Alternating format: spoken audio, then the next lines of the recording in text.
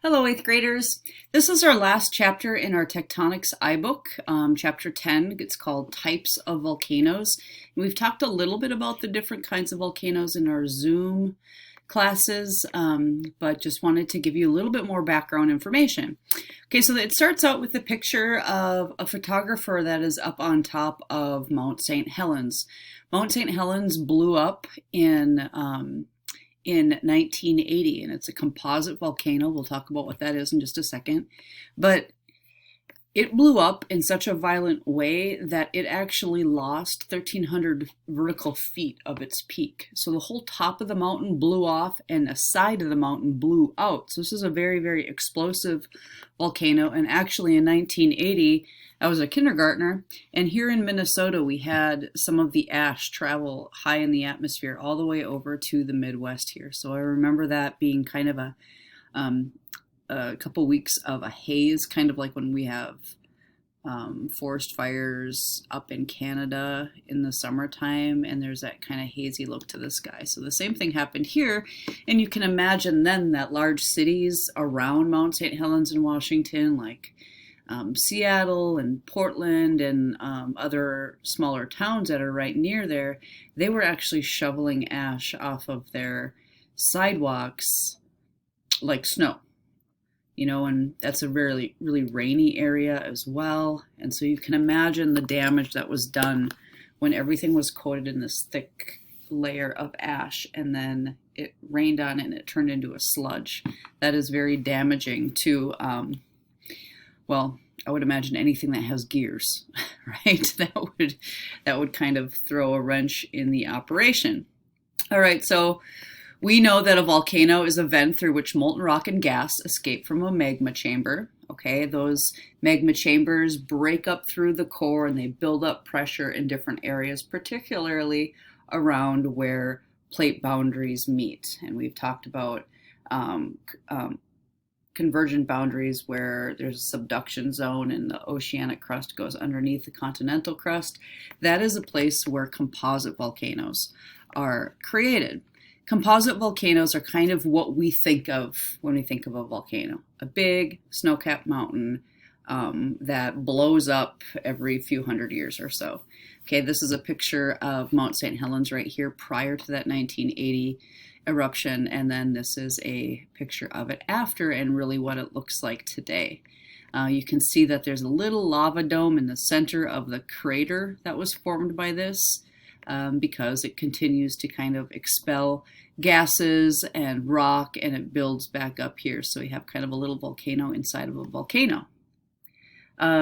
These volcanoes are explosive because its lava is really, really thick. There's a high silica content. Silica, we talked about in our Zoom, is a chemical composition of it is SiO2, and that's quartz. And it's quartz makes up like 60% of Earth's crust. So wherever there's a lot of it and it melts down, that lava in that area is going to be really thick, and so it kind of plugs up the hole of these volcanoes, and pressure builds, and then it finally like pops the cork, right? And in the case of Mount St. Helens, they could actually visually see the side of the mountain bulge out. Like it actually created this big bulge over the course of a few weeks because the pressure was so great inside of that volcano. Another thing that thick lava does is it creates these steep slopes, right? Because thick lava comes out and it doesn't travel far. That thick gloppy magma kind of sits up by the vent and it creates these steep slopes. Okay. The next kind is a shield volcano, and they're named shield volcanoes just because of how they look. These things are massive, not so tall, right? They're not like, they don't have those really steep snow-capped peaks like we're used to seeing with composite volcanoes. And the reason for that is that shield volcanoes have lava that has a low silica content. So it is fairly runny. So when these erupt, they're not explosive. They kind of erupt gradually and they just kind of ooze for a number of years. And that lava can travel really great distances before it actually hardens, which gives it its gently sloping edges. However, the base of the volcano is really big. It covers a really great area, much bigger than a composite volcano. We see shield volcanoes all over in Hawaii. And actually, on the big island of Hawaii, that's the one that's right over the hot spot of Hawaii. So that has two active volcanoes, Mauna Loa and Kilauea. Kilauea has kind of been oozing and erupting pretty consistently since the mid-80s, 1983, I think it first started off. And Mauna Loa hasn't it hasn't erupted in longer than that. Mauna Loa, however, is actually the largest mountain in North America. It's not as large as Mount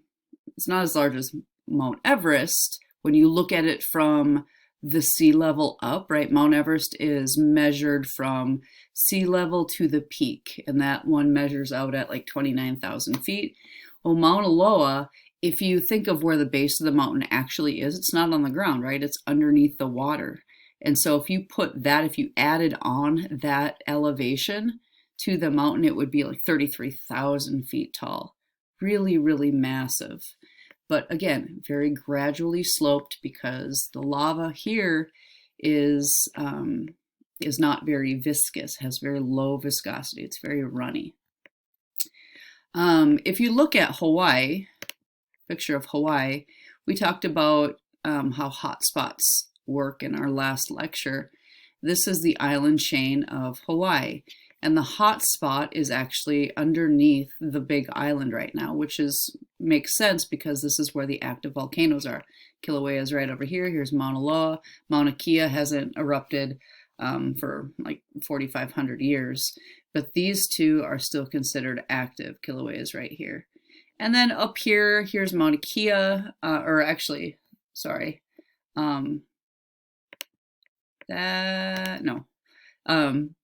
Kea is right here. This, the island of Maui, has a couple volcanoes, but they every once in a while gurgle a little bit, and then as we get further and further and further away from the hot spot, these volcanoes over here are now extinct or dormant. You know, they don't have any source of lava anymore, and so you're going to see most of the volcanically active stuff here on the big island of Hawaii. All right, the last kind are cinder cones. This is the most common type of volcano, meaning we have the most of them. A cinder cone has a cone shape, but it's much, much smaller than a composite volcano, and usually they grow very rapidly, and they also erode away very rapidly because they're basically made of cinders. They're very, very explosive. They are created from pressure building underground, and it just kind of shoots up and breaks up and makes all of this shrapnel in a cone-shaped volcano. And then after they erupt, or an eruption cycle, you know, that could last for years, then they typically have vented all of their energy and they don't erupt again. So we see cinder cones sometimes on the sides of composite volcanoes. They'll kind of grow out of the side, and that's just because there's so much pressure in a composite volcano that magma can actually crack through and make their own rivers to find the weakest part in the rock, and they'll, you know, release some of their energy off to the side in these cinder cones, and you see them in the landscape around where composite volcanoes are. So if you've got, like, if you think of Cascadia, British Columbia, Washington, Oregon, California, there's a big chain of composite volcanoes, right? Because that Juan de Fuca plate is subducting underneath the North American plate. And so we have all these composite volcanoes, well, around in that area, kind of surrounding all of these big composite volcanoes, we see the remnants of a lot of cinder cones. Another interesting little story, you can look in Michoacan, Mexico, a cinder cone grew out of a man's cornfield.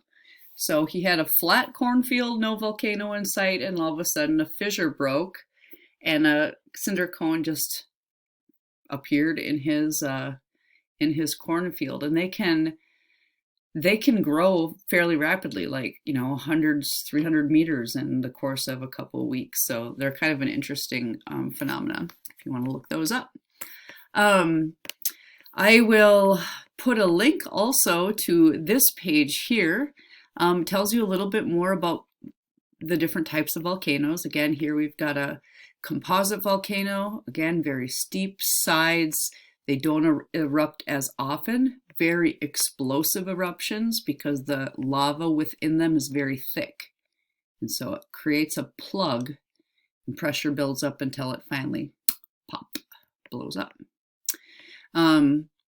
Sometimes we end up, the remnants of a big composite volcano can end up as a caldera, and this is Crater Lake in Oregon. So if you kind of picture these sides and visualize where the peak of Mount Mazama used to be, this is a very, very, you know, prehistoric, old volcano that blew up millions and millions of years ago.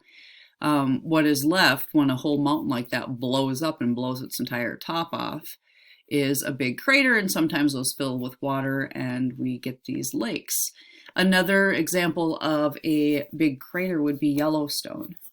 Yellowstone, we don't think of Yellowstone as a mountain, but the entire area where Yellowstone is a caldera of a very, very old volcano. Okay, and that again vents itself regularly by way of geysers. Shield volcanoes, examples of those again are on Hawaii. Here's Mauna Loa right here. Here's Kilauea right here. They're massive in circumference at the base, but they have very gradually sloped sides, and that is because the lava is very runny and can travel a great distance before it dries. Cinder cones, again, they're not nearly as big, and they are pretty perfectly shaped cinder cones like this. They usually erupt once or in one cycle, and then they erode away. And then lastly, this page talks about supervolcanoes. They're very rare in our Earth's history. We consider Yellowstone a supervolcano. It says Yellowstone sits above a hot spot that has erupted catastrophically 3 times, 2.1 million, 1.3 million, and 640,000 years ago.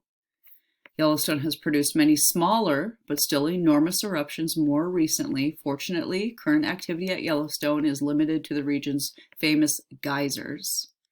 Okay, there's also another big caldera near Mono Lake in California.